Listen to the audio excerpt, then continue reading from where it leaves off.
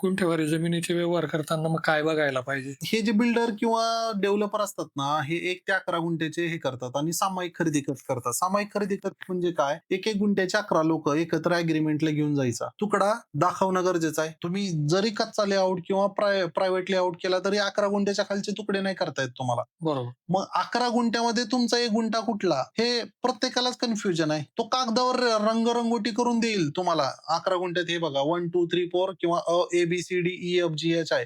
आणि तुम्हाला दिले एका नोटरी कागदावर लिहून सी.